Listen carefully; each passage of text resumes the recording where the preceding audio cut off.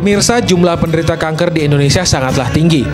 Hal ini terlihat dari berbagai data kanker yang dipublikasikan baik oleh pemerintah maupun lembaga-lembaga kanker. Bahkan menurut WHO pada tahun 2030 akan terjadi lonjakan penderita kanker di Indonesia hingga 7 kali lipat. Jumlah penderita kanker yang meninggal juga kian memprihatinkan. Untuk penderita kanker serviks jumlahnya pun sangat tinggi. Setiap tahun tak kurang dari 15.000 kasus kanker serviks terjadi di Indonesia. Fakta ini membuat kanker serviks disebut sebagai penyakit pembunuh wanita nomor 1 di Indonesia. Tingginya kasus kanker serviks di Indonesia membuat WHO menempatkan Indonesia sebagai negara dengan jumlah penderita kanker serviks terbanyak di dunia. Sementara kanker payudara merupakan penyakit dengan kasus terbanyak kedua setelah kanker serviks. Kanker hati juga menjadi jenis kanker dengan penderita terbanyak. Penderita kanker hati umumnya laki-laki. Penyakit kanker hati ini merupakan jenis penyakit kanker dengan jumlah penderita nomor 5 terbanyak di dunia dan menjadi penyebab kematian nomor 3. Sementara pada anak, leukemia merupakan jenis kanker yang paling banyak menyerang. Leukemia atau kanker darah menduduki peringkat tertinggi kasus kanker pada anak karena masih lemahnya penanganan kanker pada anak. Pemirsa, terkait dengan tingginya data jumlah penderita kanker di Indonesia dan bertepatan dengan momentum Hari Kanker Sedunia 2015, ikuti bahasan fakta seputar kanker di Kata Dokter malam ini.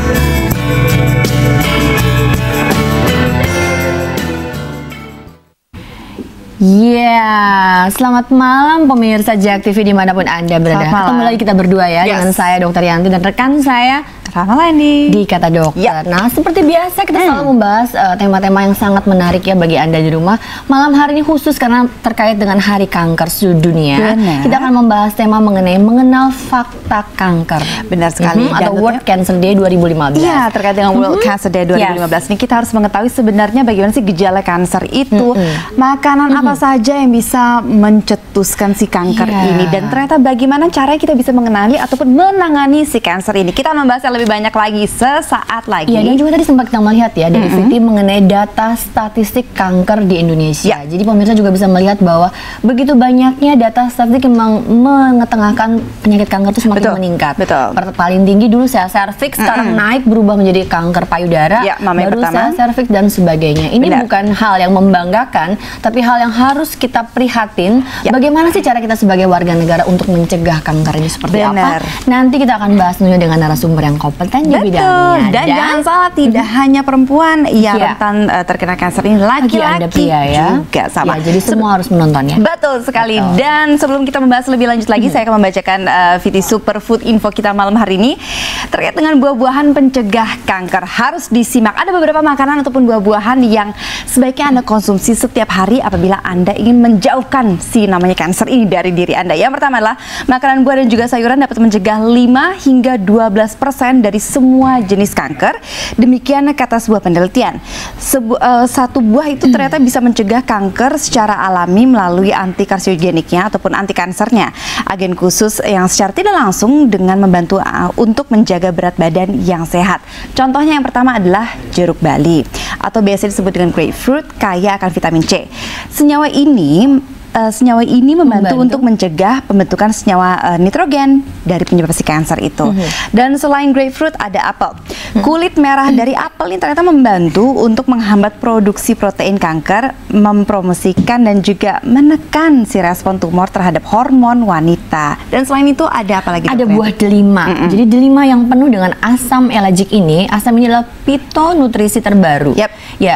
Jenisnya ini dapat menunjukkan bahwa buah ini terbukti dapat menghambat pertumbuhan daripada sel kanker. Berikutnya sepertinya ada tomat ya Dokter Rama ya, di mana tomat melindungi pria dari kanker prostat. Jadi bagi Anda kaum pria yang ingin terhindar dari kanker prostat mungkin harus banyak mengkonsumsi tomat. Karena tomat ini membantu untuk mencegah DNA dalam sel, mencegah kerusakan yang dapat menyebabkan sel kanker.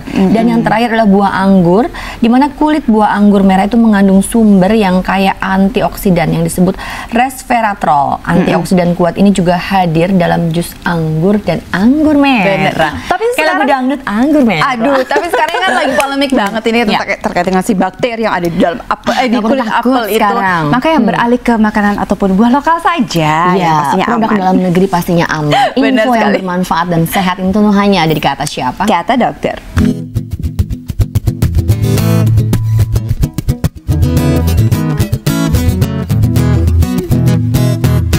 When I had you to myself, didn't want you around. This pretty face just always makes you stay not in a crowd. But someone pick you from the bunch, but that was all it took. Now it's much too late for me to take a second look. Oh baby, give me one more change. Show you that I love you, want you, please send me back in your heart. Oh darling, I was blind and let you go.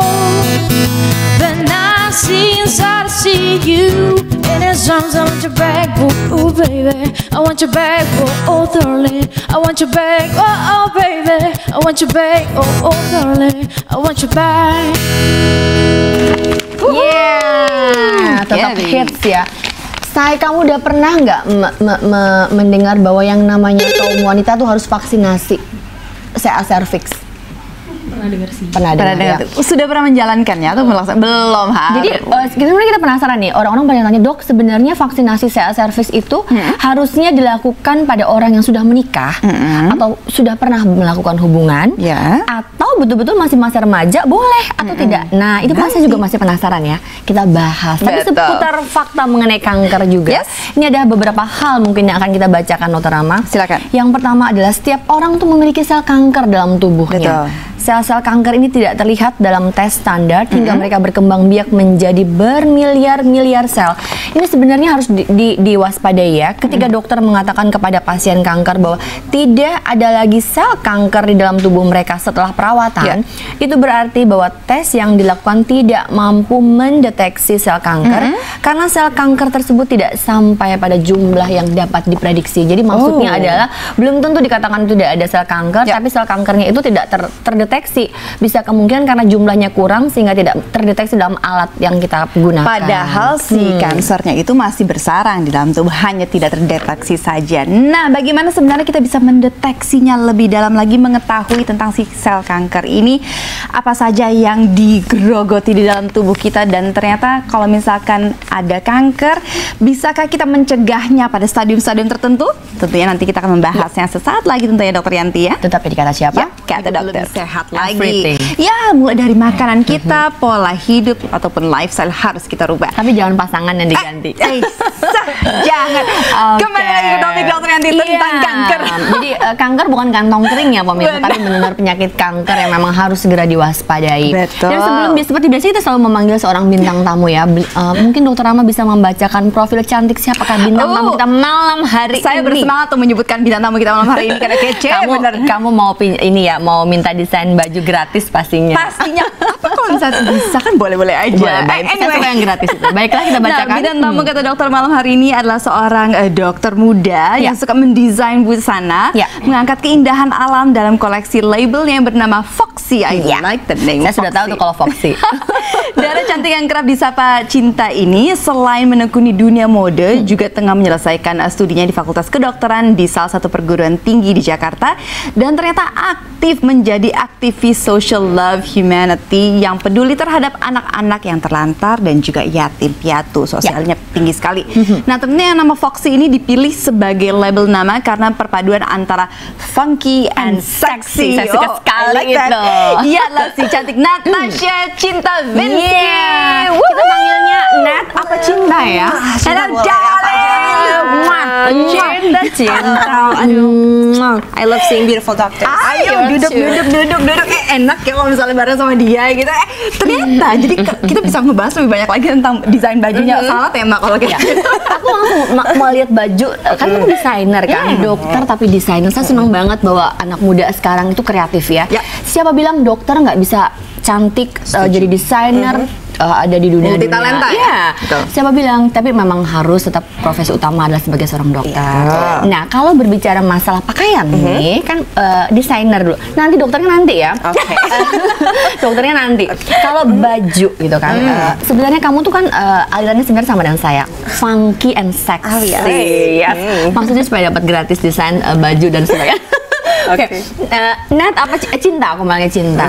Kamu memang alirannya memang senangnya yang baju-baju untuk ibu-ibu, anak muda, atau STW, atau cowok juga kamu bisa bikin nggak gitu? Karena ini pasti cowok-cowok di luar sana banyak loh, pria-pria metroseksual sekarang sudah mulai lebih concern terhadap pakaian. Oke, sebagai marketing ini promotionnya saya akan menjawab pertanyaan. Baik. Coba jelas sedikit aliran bajunya apa nih gitu? Apa memang kamu bisa desain semua usia atau memang bagaimana? Kalau aku sebenarnya bukan soal usia ya, soalnya kan banyak orang zaman sekarang yang jiwanya muda. Tapi aku tuh desainnya suka yang lebih eccentric, berbeda gitu. Karena kalau di rumah sakit jarang bisa dipakai. Jadi kalau di luar rumah sakit itu kayak semua kan harus berubah, harus hits gitu. Iya, benar. Jadi harus menumpahkan semua kreativitas dalam baju. Wait, pertanyaan saya selanjutnya adalah, oke, gini, biasanya kamu harus jujur ya, biasanya besok kita ganti acaranya rubrik mode sebenarnya. Biasanya untuk mahasiswa ataupun mahasiswa yang sudah koas ya, itu kan biasanya lebih spesifik, lebih dalam lagi, itu lebih gampang bosan. You know, dunia itu aja gitu kan. Apakah salah, Rama?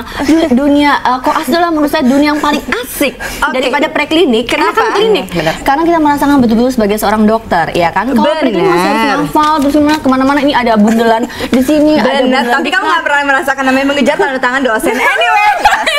Ada harus mengejar tanda tangan dosen. Beda zaman kalau kayak gitu, bener. Nah, itu bagian stresnya. Anyway, tapi untuk udah lulus ya. Terima kasih dosen-dosen, terima kasih. Nah, sedih sekali harus mendengar tentang suaranya artis yang dikejar ya. Kembali lagi. Nah, apakah benar ini mendesain ini merupakan salah satu luapan supaya tidak bosan di dunia kedokteran saja atau bagaimana? Yes. Benar. Maksudnya pasti dunia kedokteran tuh emang ada funnya, kita ngurusin pasien, harus fokus dan serius. Tapi kadang-kadang sebagai dokter juga kita pasti ada fase-fase bosannya. Iya, harus ada me time-nya dong. Iya, makanya that is fashion itu, that's my me time. Gitu. Jadi di mana saya bisa jadi kreatif dan nggak ada yang bisa komplain. Saya setuju sekali. Karena menurut saya fashion juga dapat membangkitkan selera seseorang, bisa membangkitkan mood ya. Kalau kita lagi bete, lihat baju cantik, pasti langsung senang ya. Dan biasanya pasien juga suka kalau misalnya ngeliat, kalau misalnya dokternya juga modis. Iya. Sekarang udah nggak zaman lagi dokter itu kucel lecek pakai kacamata tebal. Sekarang dokter pakai softland, cantik dan rambutnya berubah. Maksudnya dokter di sini. Oke. Nah, sekarang terkait dengan Hari Kanker Sedunia.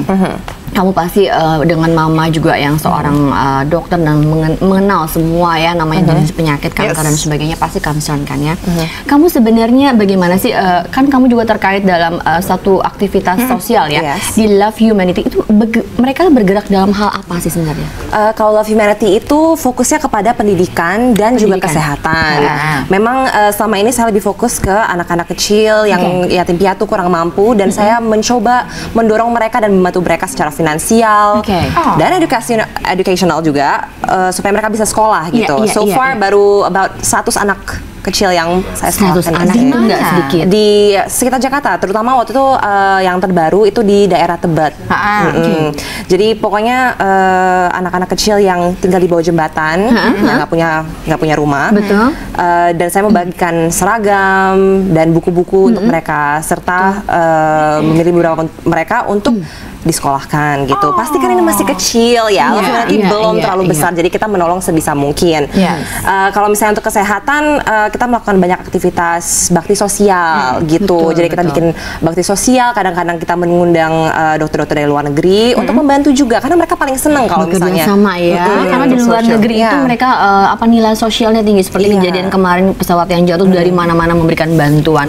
Nah, kalau hanya pendidikan tapi ada kesehatan juga. Kalau di sana kesehatan seperti apa? Misalnya memberikan penyuluhan tentang kesehatan, atau mungkin ada memberikan obat-obatan atau sunatan massal, ya kan? So far yang dilakukan adalah pastinya penyuluhan kesehatan, jadi memberi informasi soal bagaimana untuk melakukan gaya hidup sehat, gimana untuk kebersihan dan kesehatan juga. Tapi kita juga melakukan pemberian obat-obat gratis juga untuk mereka gitu, dan konsultasi gratis. Jadi dokter-dokter yang dari luar negeri itu mereka juga ikut menganamnesa pasien-pasien itu. Tapi ada translatornya pasti. Dan terkait dengan Hari Kanker Sedunia yang kita akan bahas pada malam hari ini, kamu sebagai seorang calon dokter ya kan, pasti punya tips atau trik khusus untuk menyikapi bagaimana caranya supaya mengkonsumsi makanan yang sehat, pola hidup yang sehat. Ada nggak dengan kesibukannya ya? Koas tuh kadang-kadang saya suka lupa mandi kadang-kadang. Oh gitu ya? Gitu aja. Pergi pagi, pulang pagi, bener kan? Betul. Nah, sekarang mungkin bagaimana menyikapi dengan semua ini? Pola makan bisa nggak? Buah sayur rajin nggak? Atau kamu bawa dari rumah? Pastinya kalau misalnya emergency harus makan di luar. Tapi Ini masih kalau nggak bisa, koas yang kita nginep di rumah sakit masih kan? Masih.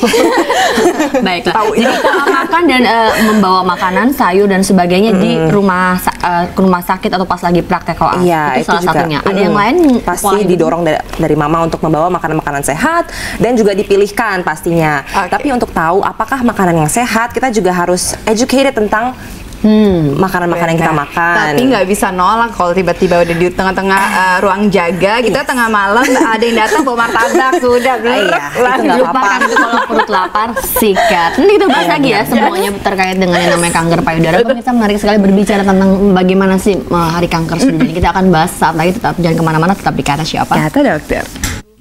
Malam hari kita ulang ya, tema kita adalah mengenal fakta kanker terkait dengan World Cancer 2015. Oke, dan pemirsa di rumah, Anda juga nanti boleh telepon di 5155111 seputar apapun mengenai kanker. Anda boleh tanya ke sini, tentunya dengan narasumber kita nantinya. Ya. Dan sebelum kita memanggil narasumber, Dokter Rama mungkin ingin membacakan fakta atau langsung memanggilkan narasumber dulu? Kita Fiti dulu katanya ya. Sebutan banyak banget Fiti fakta. Iya. Fiti, apakah kita malam hari Dokter Rama ya mengenai gelaran Hari Kanker Sedunia? Jadi bagi Anda di rumah mungkin bisa melihat bagaimana sih adanya gelaran Hari Kanker Sedunia yang kemarin baru-baru ini saja dilaksanakan di Indonesia. Kita saksikan videonya berikut ini.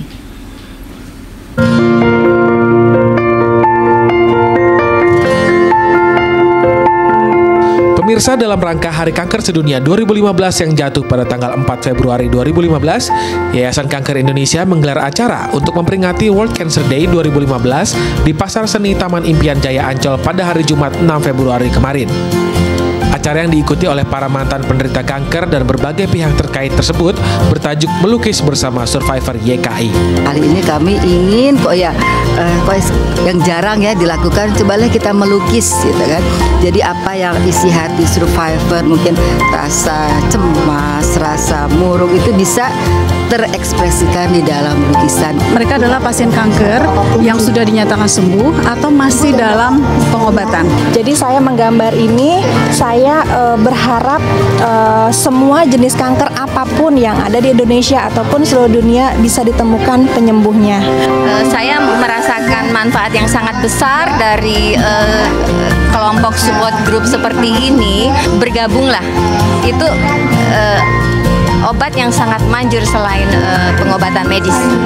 Hidup sehat, banyak sayur, banyak buah, hindari rokok, hindari alkohol.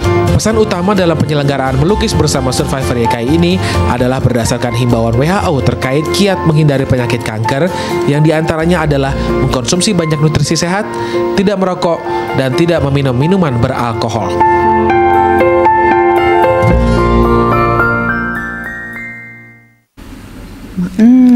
Menarik sekali ya. Kita bisa melihat beberapa di antara mereka itu melakukan satu kegiatan yang sangat positif sekali, yaitu melukis. Saya suka sekali melukis. Nah, tadi sudah kita lihat bersama-sama sudah ada Dr. Ulfana Said Umar Mars dari Yayasan Kanker Indonesia yang juga terlibat langsung di sana. Pastinya. Benar. Dokter Ulfa, kalau melihat tadi ya banyak sekali yang melukis. Kaitannya sebenarnya melukis dengan Hari Kanker Sedunia mungkin adakah, atau mungkin tema lukisannya harus dengan berhubungan dengan organ tubuh atau apa, bagaimana bisa diberikan penjelasan? Jadi untuk World Cancer Day 2015 sebenarnya ada 4 tema. Temanya yang pertama? Yang pertama adalah pilihan hidup sehat. Jadi kita harus memilih mau hidup sehat atau mau terkena kanker ke depannya, ya kan? Kemudian yang kedua adalah deteksi dini. Karena beberapa kanker sebenarnya bisa dideteksi secara dini sehingga kita bisa terhindar. Kemudian yang ketiga adalah pengobatan, treatment for all. Jadi maksudnya semua harus bisa treatment pengobatan ini harus bisa menjangkau semua masyarakat. Nah, yang terakhir adalah survivor. Kemarin kan kita mengangkat tema yang keempat, yaitu kualitas hidup survivor. Nah, di dalam hal ini kita selalu melihat bahwa survivor ini selalu terlupakan. Pada saat mereka sudah didiagnosa kanker, mereka sudah berobat, kemudian mereka sudah dinyatakan sembuh. For the time being 5 years survival rate ya. Kita selalu menghitung 5 tahun kan. Mereka punya apa namanya pemeriksaannya. Nah, mereka suka nggak memeriksakan diri karena merasa aku kan sudah sembuh. Nah, padahal atau itu harus mungkin dicek tidak ada lagi. biaya gitu kan. Jadi YKI kemarin melakukan suatu kegiatan sosial, kita minta mereka melukis, tapi dananya itu akan dipakai seluruhnya oleh mereka untuk medical check up rutin. Itu bagus banget. Termasuk juga untuk si survivor itu justru juga ya. Survivor yang bergabung melukis itu dan teman-teman yang mungkin tidak bisa ikut gabung melukis karena kondisinya kurang sehat, itu tetap akan bisa mendapatkan treatment juga ya. Baik, jadi Yayasan Kanker itu sangat baik sekali ya dalam melakukan kegiatan tersebut. Nah, sebenarnya kalau kita masuk ke tema nih dokter, sebenarnya jenis-jenis kanker yang hits di perkotaan ini apa saja? Dan mungkin masih mudah atau sulit nggak untuk kita dapat mengenali gejala-gejalanya seperti apa? Jadi memang kanker ini harus disosialisasikan. Ya, mungkin dengan kita kehidupan yang sekarang semakin modern, kita bisa cari tahu sendiri. Tapi beberapa orang di daerah mungkin agak sulit ya mengetahui bahwa ada yang namanya kanker. Yang dia tahu adalah misalnya stroke, diabetes, gitu kan, tuberkulosis seperti itu. Nah, jadi kanker ini sebenarnya kita di YKI ini mempunyai 10 program kanker yang terbanyak di Indonesia. Yang pertama adalah payudara, kemudian leher rahim, di mana itu dua-duanya adanya pada wanita, ya kan paling banyak. Baru kita ngomong paru, ya kan, kanker usus, kemudian yang kelima kanker hati, kemudian kanker kulit, ovarium, ovarium wanita lagi, ya kan, rahim wanita, leukemia bisa ke semuanya, dan yang terakhir itu ada prostat juga. Yang ketiga tadi apa dokter? Yang ketiga kulit. Kulit bisa laki-laki dan perempuan. Nah, bagaimana kita bisa mengetahui jenis kanker yang mudah dan juga sulit untuk dikenali, deteksi gejalanya? Jadi sebenarnya macam-macam kanker deteksi dininya macam-macam, tetapi ada yang gampang. Seperti yang paling mudah adalah sadari. Kan itu yang paling banyak kasusnya. Jadi sadari ini sekarang paling tinggi kasusnya di Indonesia, tetapi mungkin kalau untuk tingkat kematiannya lebih banyak pada kanker leher rahim, ya kan? Jadi kita tahu bahwa untuk leher rahim kita harus pap smear, tadi udah disebut-sebut saya dengar, ada pap smear, kemudian ada pemeriksaan IVA, inspeksi visual asam asetat, tetapi yang paling gampang payudara deh, tiap bulan sadari, periksa payudara sendiri. Sudah lakukan belum? Sudah. Per bulan harus lakukan pada saat sudah mulai siklus menstruasi. Benar. Tadi dokter sempat menyinggung bahwa ternyata di antara beberapa kanker yang harus diwaspadai adalah salah satunya adalah kanker usus. Nah, ini ada fakta yang sangat menarik sekali bahwa ternyata selebriti meninggal dikarenakan kanker usus. Berita duka kembali melanda dunia hiburan tanah air seperti yang kita sudah ketahui, pasalnya satu di antara seniman terbaik Julia ataupun Juju Sri Mulat yang biasa disebut, yaitu menutup usia Jumat 6 Februari 2015 di sore hari. Istri dari pendiri kelompok grup Sri Mulat, Teguh Slamet Raharjo alias Kojen Tiong ini meninggal dunia di Rumah Sakit Dr. Sarjito, Yogyakarta. Dan tentunya komedian yang meninggal dunia pada usia 67 tahun ini menghembuskan nafas terakhirnya usai melakukan sakit kanker usus. Melawan sakit kanker usus yang diidapnya. Kanker usus ya, kita garis bawahi di sini.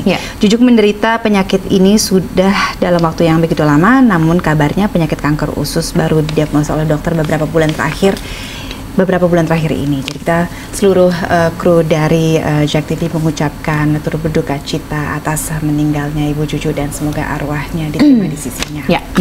Dan dokter, kalau misalnya kita melihat dari fakta dan juga keadaan yang terjadi di perkotaan khususnya gitu, kanker usus ini kan sudah bisa diidap oleh setiap orang. Bisa. Nah, itu pemicunya apa-apa saja? Jadi dulu kanker usus ini kan dianggap kankernya pada orang tua. Betul. Kan? Ternyata kenyataannya sekarang tidak. Ya. Jadi kita bisa menemukan bahkan seorang teman saya, anaknya itu umur 20 tahun sudah kena kanker usus, 21 tahun. Dan sekarang sudah meninggal ya. Jadi kami dari Yayasan Kanker Indonesia sudah melihat bahwa memang hasil penelitian bahwa 93% orang Indonesia itu tidak makan sayuran dan buah.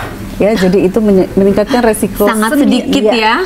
Maaf dokter, 93%. Oh no, 93,4% malah. Kamu kalau jaga malam baunya buah, ya, buah sayur. Ya, kemudian buah sayur, martabak. konsumsi lemak dan meningkatkan resiko kita karena kita suka makan lemak ya. Jadi orang Indonesia kan nggak tahu tuh bahwa mereka mungkin tidak dapat edukasi atau informasi bahwa lemak itu harus dihindari, ya kan? Itu semua mengarahnya kepada nanti kanker usus. Jadi faktor risiko kita akan meningkat jika kita mengkonsumsi makanan yang terlalu banyak lemak, makanan yang diawetkan seperti itu ya. Makanan yang diawetkan, makanan yang mengandung lemak ternyata menjadi predisposisi kanker usus. Banyak sekali nanti kanker-kanker lain yang akan kita bahas, pemirsa. Kita akan kembali lagi setelah break yang satu ini. Jangan kemana-mana, tetap di Kata Siapa? Kata Dokter.